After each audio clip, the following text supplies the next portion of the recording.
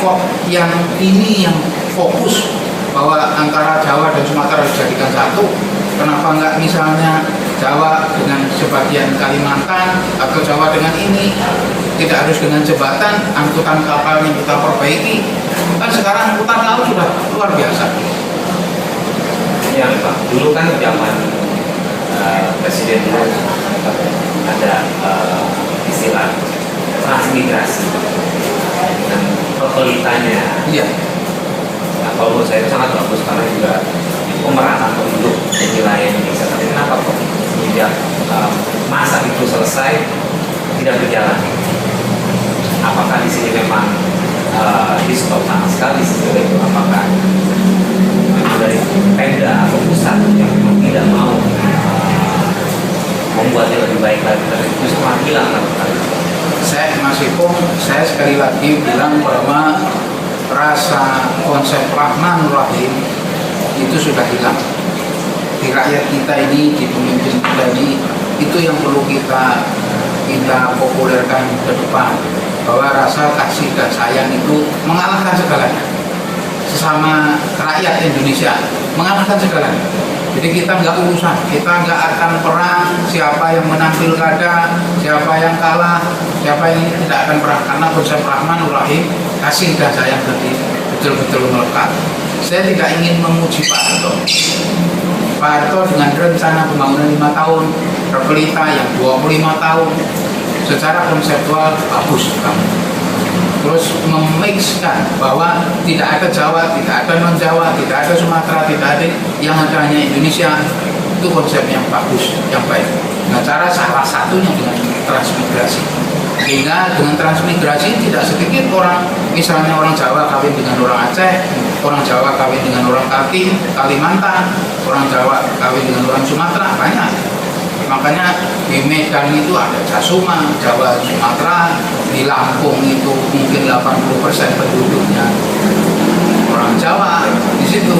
Nah, memixkan, mempopulerkan transmigrasi, minta terus membuat masyarakat itu betul-betul tidak secara konseptual, secara menyeluruh menjadi satu Indonesia. Bukan Irian, Jaya, bukan Papua, bukan Aceh, bukan Sumatera, bukan Jawa. Lebih dalam lagi, bukan Jawa Tengah, bukan Jawa Timur, bukan Jawa Barat, bukan Sunda, tapi Indonesia. Itu bentuk konsep yang luar biasa dalam, dan menurut saya paling tepat adalah konsep Rahman Rahim. Jangan di Quran itu kita dilaknat oleh Allah orang-orang yang mementingkan golongannya di atas kepentingan makhluk, di atas kepentingan siapapun.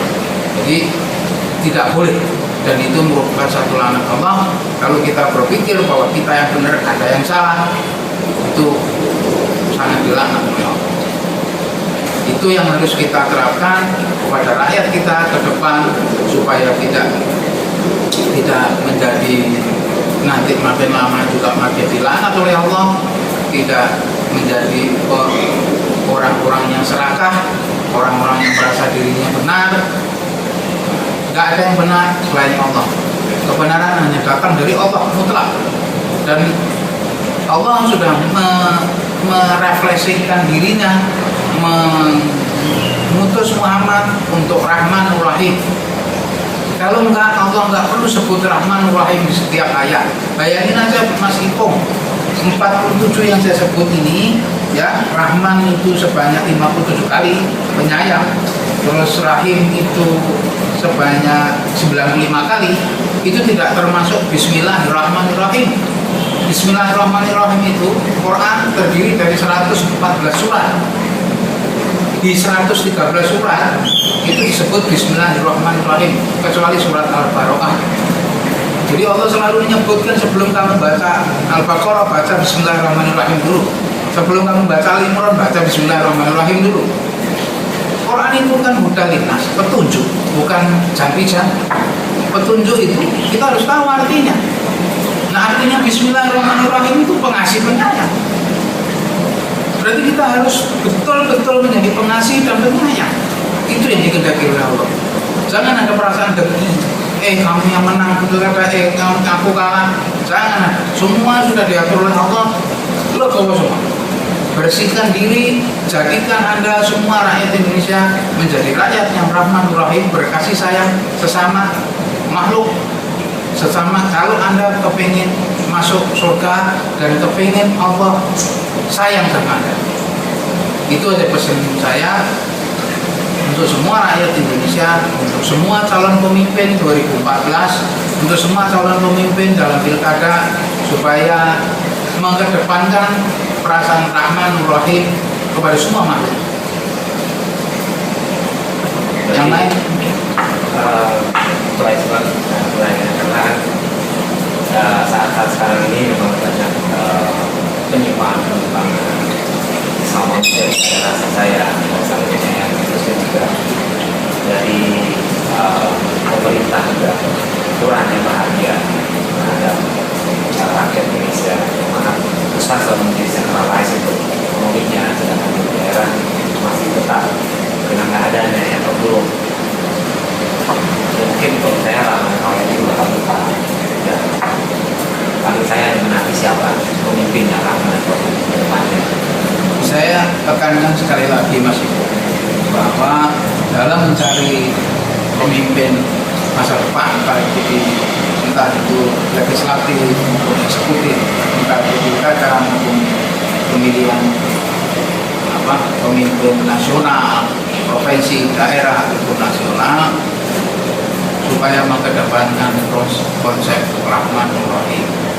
Karena tadi itu yang seperti saya sebutkan, bahwa Allah menghendaki betul kita berkasih sayang, Allah menghendaki betul kita saling rahman rahim kepada sesama makhluk, terutama manusia, terutama lebih lagi bangsa Indonesia.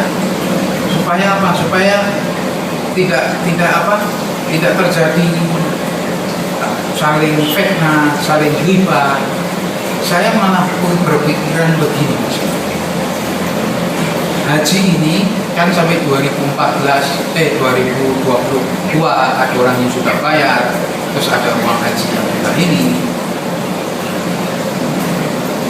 ini pikiran pribadi saya, ya, bukan pikiran pribadi, bukan berdasarkan masukan dari yang lain, enggak, pikiran pribadi. Alangkah baiknya kalau orang yang sudah haji sekali, kalau dia mau naik haji tetap diterima uangnya, cuman dia tidak perlu pergi haji, tapi uang itu dipakai untuk mensejahterakan rakyat, ya, seperti yang saya ceritakan tadi, tidak pergi haji tapi diutus oleh Allah pergi haji untuk kesejahteraan rakyat, atau bahkan untuk membayar utang negara. Meskipun kita sendiri pribadi, kalau kita kerja, kita masih punya utang banyak, tentunya fokus kerja kita akan berkurang. Kita pikiran terus membayar utang, belum bunganya, tidak fokus kerja karena utang banyak, kita membayar utang terus. Tugas kita, terutama umat Islam dalam hal ini yang punya konsep zakat, sedekah dan lain sebagainya, membuat supaya utang pemerintah ini menjadi tambah lama tambah kecil.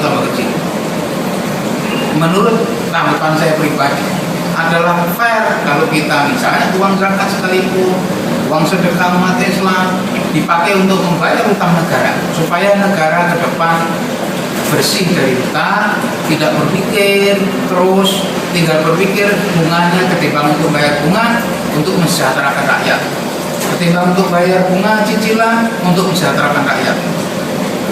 Kita negara menjadi berkah karena tidak punya utang. Utang bagaimanapun dosa, di situ ada unsur rentenir, di situ bunganya mencekik. Jadi itu yang membuat kita tidak berkah. Jadi gimana caranya umat Islam, umat Indonesia khususnya berpikir kalau perlu dengan sumbangan untuk menyelesaikan utang negara, supaya negara ini menjadi berkah, negara ini tidak punya utang, sehingga pemimpin itu kosong tinggal mikirin ke depan rakyatnya harus sejahtera.